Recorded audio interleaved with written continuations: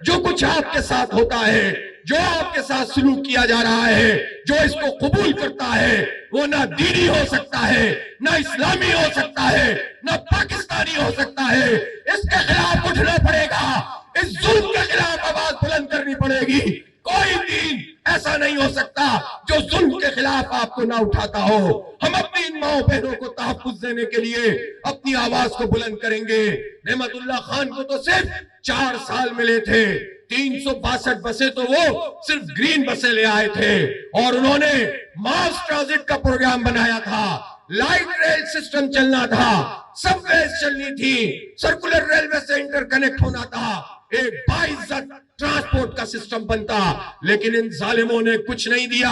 ہمارے جوان روز شہید ہو رہے ہیں تو اس لیے صرف وہ مارنے والی بندوق نہیں ہے جو لوگوں کو مار رہے ہیں، یہ بندوق فراہم کرنے والا وہ نظام ہے، اور اس نظام کو چلانے والے وہ وڈیرے، وہ جاگیردار، وہ اسٹیبلشمنٹ کے لوگ، وہ پورے ادارے کہ جن کے ہاتھ میں 75 سال سے یہ نظام ہے، وہ ان نوجوانوں کے ہاتھوں میں بندوق تھماتے ہیں۔ انہوں نے اس ملک کو کچھ نہیں کر کے دیا ہے۔ ہمیں خود اٹھنا پڑے گا اور اپنے بچوں کو تعلیم کی طرف لے کر آنا ہوگا، روزگار کی طرف لے کر آنا ہوگا، ان کی اخلاقی تربیت کرنی ہوگی، انہیں دین کے سپاہی بنانا ہوگا۔ ہم یہ کہتے ہیں، ہماری خواہش تو یہی ہے کہ کراچی کی تمام تعلیم میئر کے ماتحت ہونی چاہیے، اس کے لیے ہم اسٹرگل تو کر رہے ہیں، لیکن جو کچھ بھی کے ایم سی کے اسکول ہوں گے انشاءاللہ تعالی سارے اسکولوں کو ہم ماڈل اسکول بنائیں گے۔ 4 سال میں انشاءاللہ ایسے سینکڑوں اسکول ہوں گے جہاں پر صرف غریب کا بچہ نہیں، جہاں صرف مڈل کلاس نہیں، انشاءاللہ وہ معیار بنائیں گے کہ امیروں کے بچے بھی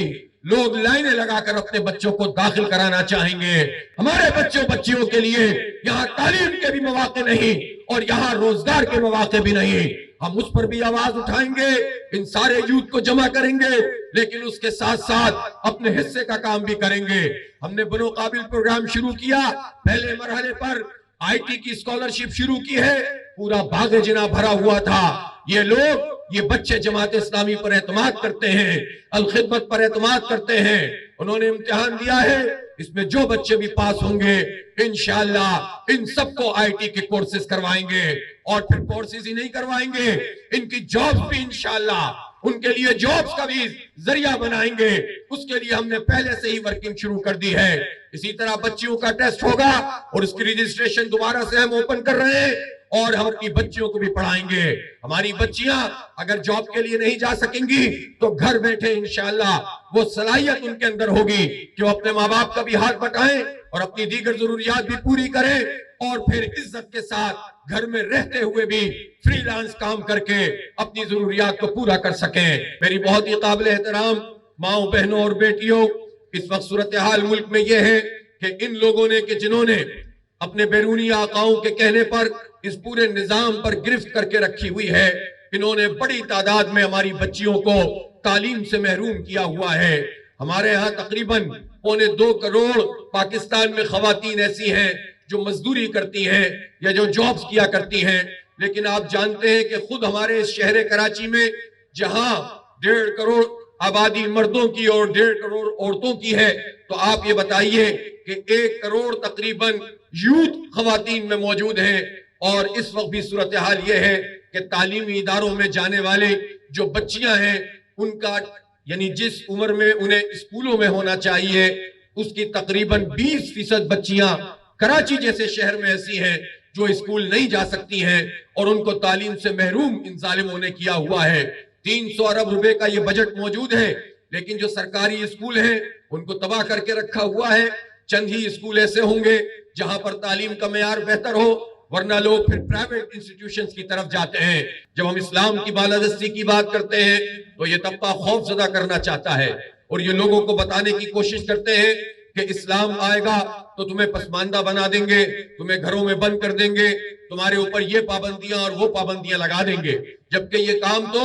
وہ خود بدترین طریقے سے اپنے اپنے علاقوں میں کر رہے ہوتے ہیں۔ حالانکہ اسلام تو وہ ہے کہ آج سے 1400 سال پہلے نبی مہربان صلی اللہ علیہ وآلہ وسلم نے اس دور میں کہ جب ہندوستان میں عورتوں کی خرید و فروخت ہوتی تھی، جب روم میں عورتوں کی خرید و فروخت ہوتی تھی، جب عالم عرب میں کسی لڑکی کا پیدا ہو جانا لوگ کہتے تھے کہ زندہ گڑ جانے سے بہتر ہے، اور بعض شقی القلب تو زندہ زمین میں اپنی بچیوں کو گاڑ دیتے تھے۔ ایسے زمانے میں جب فارس میں عورتوں کے ساتھ یہی سلوک ہوتا تھا تو نبی مہربان صلی اللہ علیہ وآلہ وسلم نے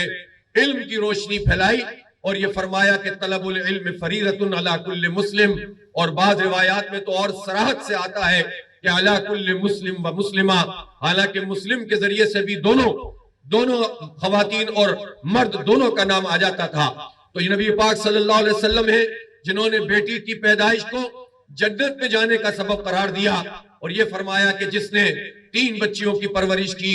2 بچیوں کی پرورش کی، تعلیم اور تربیت دی، اچھا بر دیا، تو وہ جنت میں میرے ساتھ ایسا ہوگا، اور دونوں انگلیوں کو ملایا۔ اور کسی نے کہا کہ اگر ایک بچی کی بات بھی ہوتی تو نبی مہربان صلی اللہ علیہ وسلم یہی فرماتے،